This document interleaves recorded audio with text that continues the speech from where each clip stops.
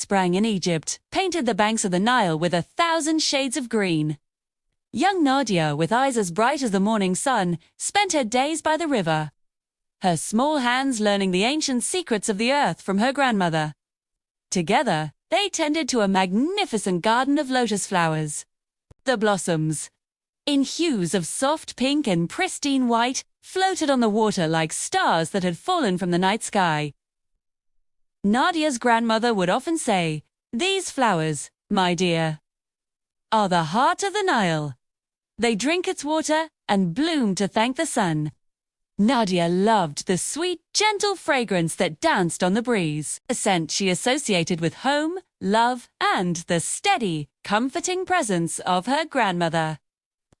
One day, the sky turned a furious gray. The wind howled, and the rain fell not in drops, but in sheets. The calm, life-giving Nile swelled with an angry roar, its waters rising higher and higher until they spilled over the banks, swallowing everything in their path.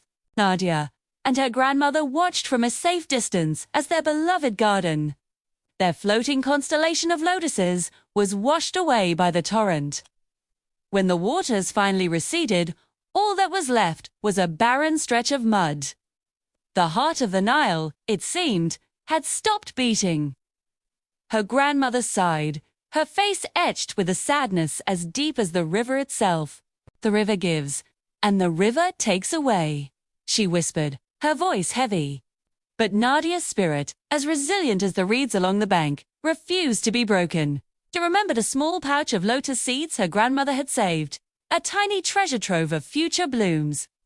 While her grandmother rested, her heart too heavy to begin again, Nadia took the pouch. She felt the tiny, hard seeds in her palm, each one a promise of life. With a determination that shone brighter than any lost blossom, she began to walk. Along the muddy riverbank, in every puddle left by the flood, at the edge of the fields.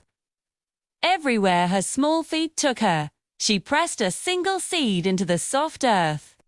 She walked for days, her path marked by these tiny, hopeful acts. She didn't know if they would grow, but she knew she had to try. Weeks turned into a month. The sun warmed the land, and the Nile settled back into its gentle rhythm. One morning, Nadia's grandmother called her to the river. Her voice was not sad anymore, but filled with a wondrous disbelief. Nadia ran to her side and gasped. As far as the eye could see, the river glowed. Thousands upon thousands of new lotus flowers had bloomed, not just in their small garden plot, but all along the riverbank, stretching for miles. They carpeted the water's edge in a breathtaking tapestry of pink and white. The Nile was not just alive. It was more vibrant and beautiful than ever before. Nadia's grandmother wrapped her in a warm embrace. "Just see, my little blossom," she said, her voice trembling with pride. "Renewal doesn't need a grand gesture. It always begins with one brave heart and one small seed of hope." The sweet fragrance of lotus once again filled the air, a testament to the little girl who had taught the great river how to bloom again.